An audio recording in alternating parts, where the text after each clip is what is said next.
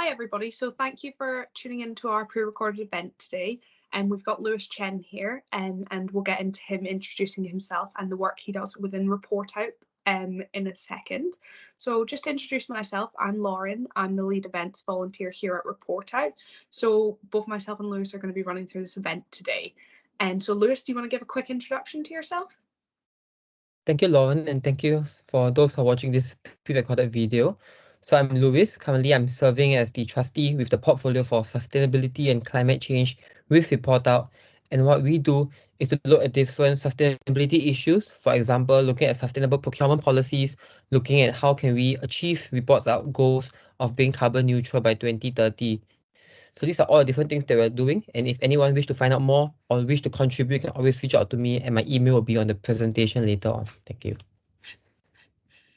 Perfect, Lewis. That's brilliant to find out a bit more about you and the work that you're doing with ReportOUT. So yeah, we're just going to get straight into the presentation, which you'll have read a little bit about beforehand in the event description. So over to you, Lewis. I'll let you start. Thank you, Lauren. Okay, let me share my screen. Okay, let me press this and let me go to view. Okay, may I check, Lauren, is the screen working well on your end? Yeah, everything's perfect. I can see that absolutely fine, Lewis. Thank you. Thank you. Thank you. So now I'll begin my presentation to share about how ReportOUT, about the work that ReportOUT is doing, and also share about the different facts about sustainability and the intersection with the LGBTQIA+ community. And therefore, at the end, I will call for an action, which basically means that if anyone has any feedback, you always feel free to share with me, because I think we are always looking for feedback and looking at how can we actually adjust the work that we do to better suit the community's needs. So as shared earlier, I'm Louis, and today I'll be sharing about some of the key sustainability happenings in the past years, and also what's happening in this year. What can we look forward to as well?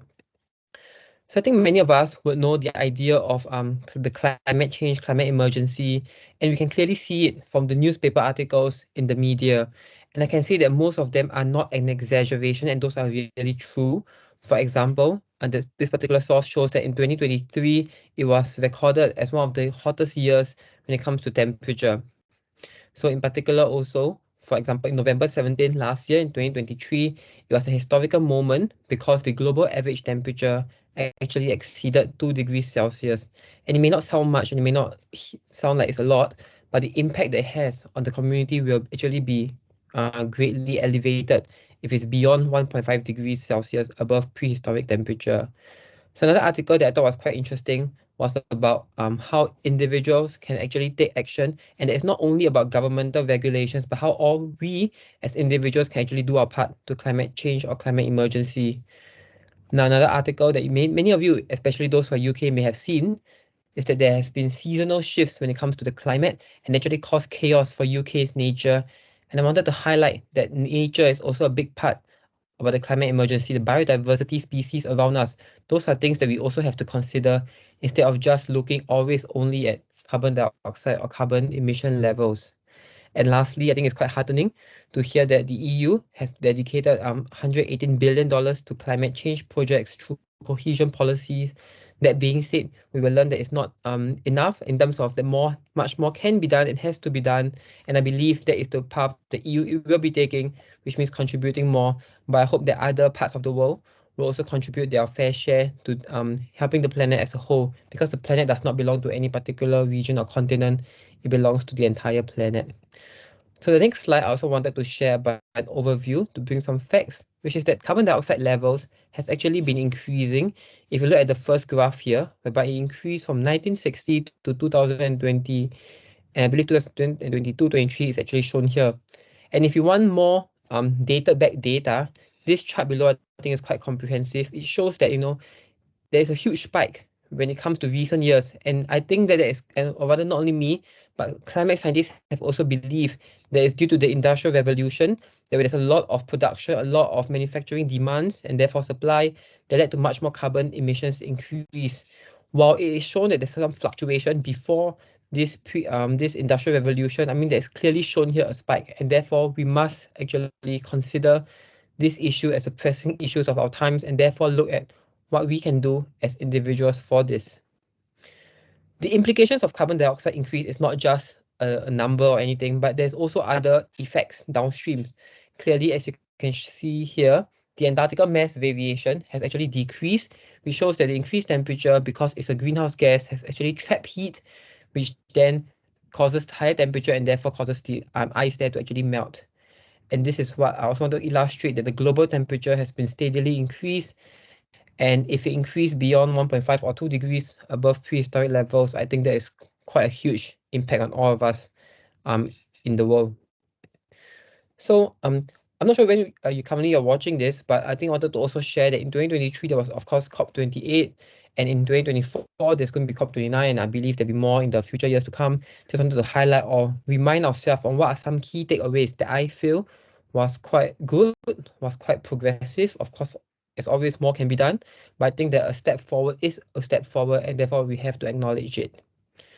So one of the key things that stood out to me was actually the idea of the loss and damage funds, which is the fact that the affluent nations or the more affluent nations are actually primarily accountable for climate crisis. Those who are primarily accountable have actually committed a sum of about 700 million, which is in to fund the addressing loss and damage. And what you might then ask, what exactly is loss and damage? What exactly is the concept of loss and damage?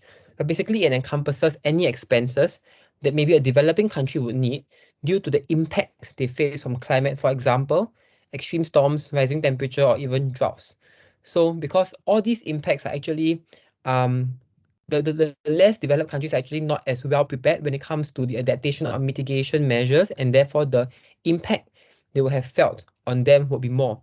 So it's really unfair to actually ask the less developed countries to just bear the brunt of all the fees and the funds needed to actually protect themselves. So therefore, with this global financing mechanism, we hope, or COP28 and the officials actually hope, they will help these developing countries along the way. I mean, notably speaking, UAE, which is the United Arab Emirates, actually pledged about 100 million, which is similar to, I believe, that of Germany. And so I think that's quite a significant amount, but of course, more can be done, especially for oil-producing states, because I think that is what I think that's what the world actually, or many people actually agree to as well. So looking forward to more in the years to come. The next thing, which I think whenever we hear of climate emergency, climate change, sustainability, we will have the idea of renewables, renewable energy, solar, wind, hydro, geothermal, and many more. So in COP28, about 18 countries had actually pledged to triple the world's renewables energy capacity by 2030. And this was actually made, it was actually a joint proposal by these regions and countries here as well, to actually triple the renewable energy capacity to at least 11,000 gigawatts. So I think this renewable energy is a good step forward. Of course, people always will say they can actually do more. I think more can be done. But the fact that we're using renewables, and it shows that we are, hopefully we are moving away from the fossil fuels nature, whether it's crude oil or thermal coal, etc. So I think that this is a good step forward. And with more renewables, then ideally less carbon emissions will be done. Of course, that being said, um, when we have renewable energy, a lot of things, a big debate is about, the sourcing for the renewables materials. For example, even like battery storage, which is needed to supplement the renewables.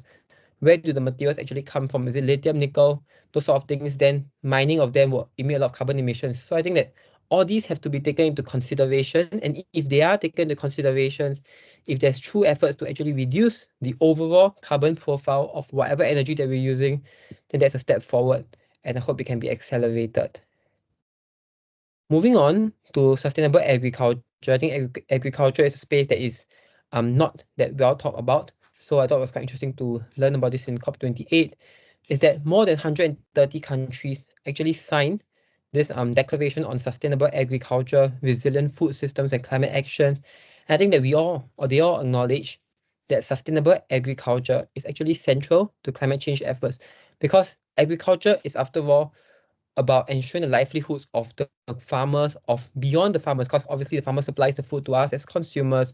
So it's a huge ripple effect. And if there's any huge climatic impact to this food supply chain, the whole downstream, which is us, will all be affected. So I think that looking at it from the upstream perspective is quite effective, and I hope that this will actually pan out.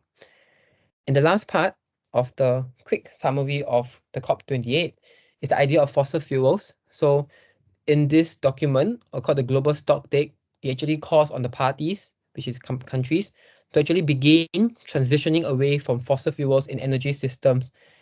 I'm not sure if and many of you have kept up to date with COP28, but during that point in time, basically there was a huge debate of sorts on whether should this global stocktake tax actually explicitly call for the complete phase out of fossil fuels. Because if you completely phase out fossil fuels, that might be a good thing. But I think that the key thing we have to also consider is that if we just phase out fossil fuels alone, then the implications on the less developed countries, which heavily relies on fossil fuels, would not be good for them, because then the whole livelihood will be affected, and they are not able to that quickly transition to renewables. So I think the key thing is that we have to move away, which is in this text, transition away from fossil fuels instead of just completely stopping fossil fuels, like let's say in next year, for example, which might not be financially feasible, and I believe there will be a lot of political backlash for some countries in the world. So these are just 4 key things that I thought is good to recap on the COP28. And now I'll be moving on to the second segment, which is I will be trying to highlight the intersection between the queer population and also the climate emergency that we are today.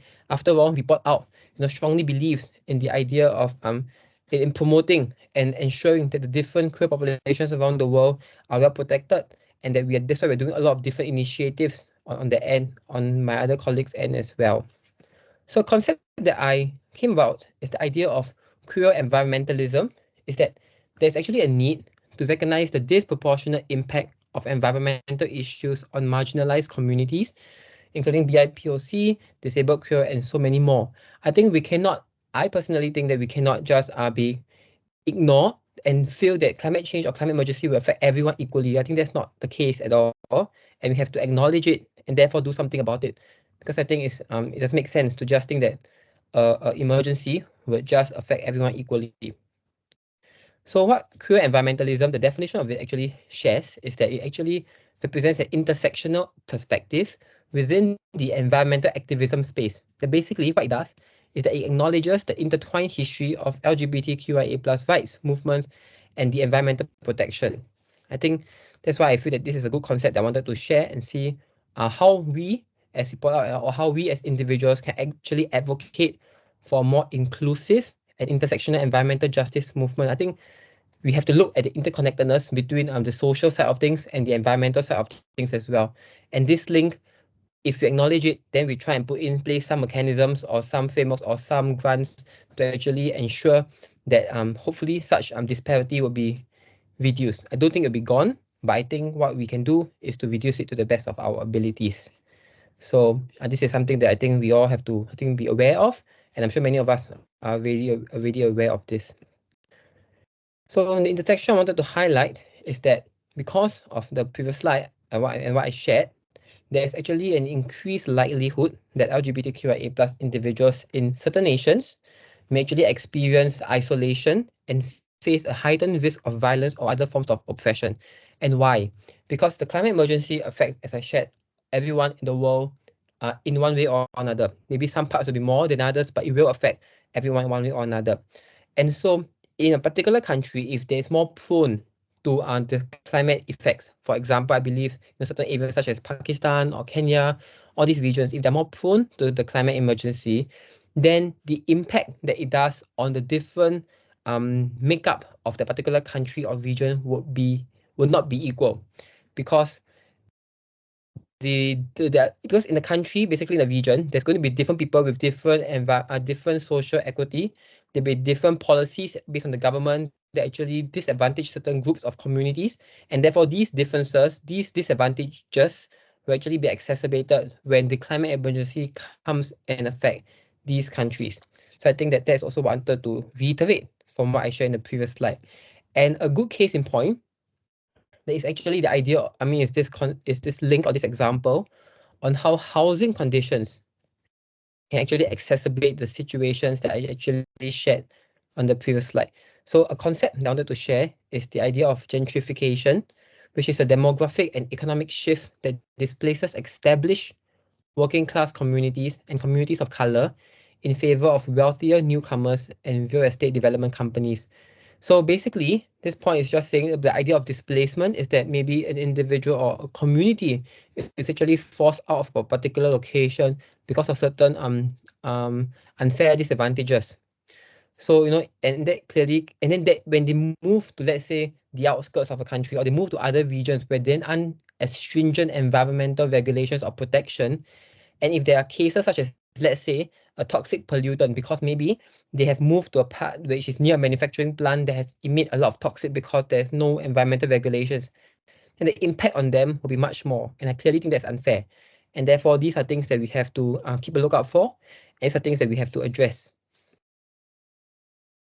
So with climate change, with the climate emergency, more countries will actually be focusing on dealing with climate change. I mean, that makes sense because climate change is actually one of the top risk that I believe in there was a risk report that I read that the climate emergency is actually one of the top 2 or top 3 risks that the world actually faces and the world actually acknowledges. And if the governments then focuses more on such concepts, such actual facts like the climate emergency, it means that there'll be less attention towards assisting the LGBTQIA plus individual rights. And that is clearly also not very fair. So in some parts, maybe politicians might even use the LGBTQIA plus individuals as an excuse or reason for the climate, which, I mean, I'm sure we all agree that doesn't really make sense. But if politicians say things a certain way, certain groups of the community might actually believe it, or due to fear-mongering techniques or those sort of things, and therefore it will even affect the community even more. So the point I wanted to share is that we have to acknowledge the nexus between the climate emergency, LGBTQIA plus individuals, and also the risk of persecution, and therefore put in place, or at least feedback, or at least come together maybe in community of practices to actually think of what are some frameworks we can actually propose to ensure that such things do not happen in our community. Yeah, I mean, to be fair, I don't really have an idealistic perspective, so I think it will take time for such frameworks or such mechanisms to be in place. But I think it has to start somewhere, and I'm sure somewhere around the world, there are some steps being done already. And I think that, but it's good, I think, if there can be a consolidated approach to the end as well. So if anyone has any ideas or any experience in this area that you wish to share, always feel free to reach out to any of us in ReportOUT. Happy to have a chat.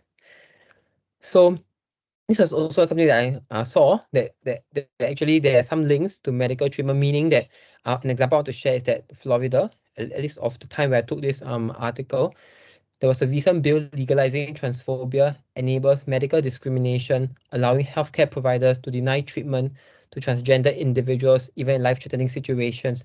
So I think that therefore it shows that there are clearly, and I'm sure we're all aware, there are clearly policies or clearly laws in place to actually affect these groups of LGBTQIA plus individuals, and therefore we really have to be aware of it and therefore see what we can do on that.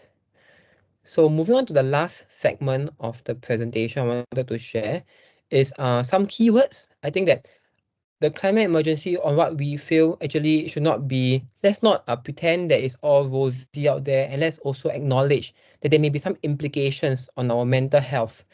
And I think that mental health is an emerging topic. I think it should always be talked about. It should not be kept behind the curtains because people fear being judged or anything. I think that mental health is one area that we have to acknowledge that maybe we have such issues, and if we do, I think we have to share it openly, at least with a close group of friends. I think don't have to share it with the whole world, but I think we have to start somewhere by sharing, because sharing, I think it lets our thoughts out, and therefore we can work together on how can we support one another on this.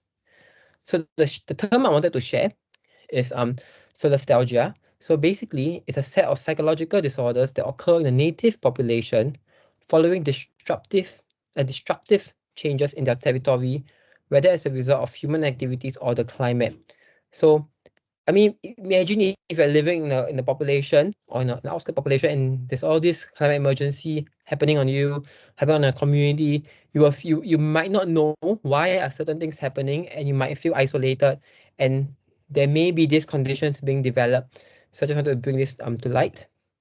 Next is eco-anxiety. Eco-anxiety is a term that, at least in where I'm based, it is a more common term used these days.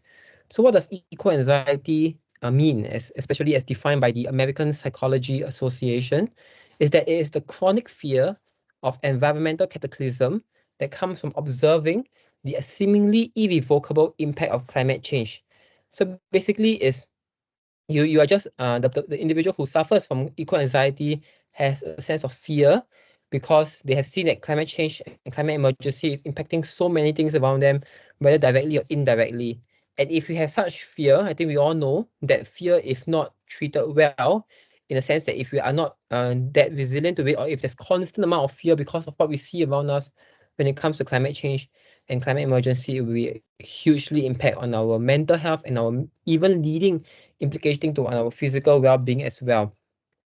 So I think that, certain issues that maybe we all feel and we all get fearful about can be things such as accumulation of rubbish even in the oceans if we are near the oceans, or the fact that there are newspaper articles talk about the decline of certain biodiversity in certain regions because of, let's say, climate forest fires, for example.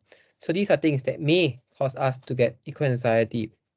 So to resolve this, I think that we have to take action. I think that no point just giving theories or giving ideas, but after giving ideas, we have to take the next step, which is taking actual actions on what can we do. Because I personally believe that if we do something about it and we know that we are positively contributing in some form or another, it can actually reduce our feeling of hopelessness and helplessness.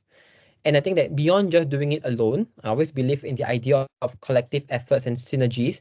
Therefore, we have to work together to think and actually work on an idea that actually makes a positive impact. So one way we can all do is you can join a group, you can come to report out in terms of just sharing your ideas, and we can see what we can do collectively to actually support one another. And I think sharing of thoughts is one way to actually ensure that we all learn and that we all ensure that we all make a truly sustainable impact.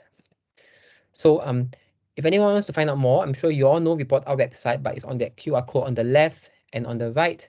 You can either contact me on my email, or if you use LinkedIn, you contact me on my LinkedIn as well.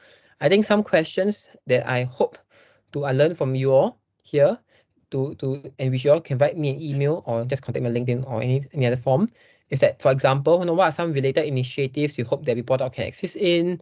What do you want ReportOUT to actually do when it comes to the intersection of sustainability and climate change with the queer community? Another thing I also thought would be quite useful to learn is that what is the key concepts that you have learned? And I think that beyond just the key concepts, how are you going to take these key concepts ahead or forward to actually improve something around you? And the lastly is, I think anything else you wish to know, because I think that ReportOUT is always a place where we are definitely happy to share any key research or any key documents, and it's a strong group of volunteers such as Lauren. So we hope that we can actually help support more. So let us know what else you want to know, and we will definitely come up with either another presentation or we'll share in another form of media as well. So with that, I have come to the end of my presentation. Thank you for listening. Thank you so much for that, Lewis. It was super, super interesting to hear all about that. I personally was unaware of so many things that you spoke about in terms of sustainability, and I think it was really eye-opening to hear that from you. I just have two questions coming from your presentation. And number one of that is, so for the people watching this event, and they might be wondering, how can I find out what ReportOUT are doing? So is there any way in which they can go on and they can read about what ReportOUT are doing to be more sustainable and meet the goals that you guys have set? Sure, thank you. For those who wish to find out more, you can actually go to Report Our website. I believe there's a sustainability tab which actually shows different things. For example, our carbon neutrality policies. By 2030, what do we plan to do, and why do we do it, and how can we actually ensure that we're carbon neutral by 2030? I believe we also have a sustainable procurement policy out there to show that what do we look out for when we actually engage vendors. In addition, I believe there's also a part about our fossil fuel free agreement, which actually ensures or shows ReportOUT's commitment when it comes to not investing or supporting any fossil fuel company, especially those which are not keen on changing at all. So these are a few. I'm sure there are many much more on there as well. So please feel check out, but also please check out other parts of it as well, because there's a lot of research out there about the different parts of the world and what I think there is always things we can learn from the website. Thank you. Perfect. Thank you so much, Lewis. And then my second question I had was, what can individuals like myself do to help with sustainability and to kind of help reach those goals, but not so much as a person within ReportOUT, just as an individual within the community? Thank you. I think that for individuals, I think what we have to do is, I think that being part of supporting the climate, supporting efforts against the climate emergency is quite simple, or it's quite straightforward. Firstly, we have to take stock of what are the actions that we're actually doing. For example, do we use plastic bags? Do we commonly take, let's say, drive to work? Or do we not carpool? I think all these small actions, they do add up to an impact when it comes to the climate emergency. So just take note of what are we actually doing, and then come up with a plan, maybe a 1-year plan, or what are some things we can actually do to actually reduce our negative impact on the planet. So it does not have to be time. I think the misconception that I always hear is that, individuals like us can't do anything, or are we not willing to change to a vegan diet, for example. I think, yes, if you're not willing to change to a vegan diet, that is fine. Then change something else. There's no one way, there's no prescriptive way on what everyone should do to help in this climate journey together. So I think that's one. The second thing I can share is that I think just find a close groups of friends around you, or join your community, maybe your grassroots. I'm sure there are many people who are interested in this space, are interested in learning more, and interested in helping out. So just create a community of practice and support and learn from one another. And I think that with that, I think with the passion, I'm sure there'll be something out of it in the end. Yes, thank you. Perfect. Thank you so much for that, Lewis. It's nice to know that our reducing in plastic intake is making a difference, and it is as a whole going to make a massive difference. Thank you so much for delivering your event. It was super interesting, and thank you so much to anyone who has attended. Lewis previously had his email up on the screen, but if you didn't have an opportunity to catch that, he's popped it back up. So Yes. yeah, you can contact Lewis if you have any questions, if you just want any more information on either his email or his LinkedIn. But thank you everyone for tuning in. Thank you, everyone.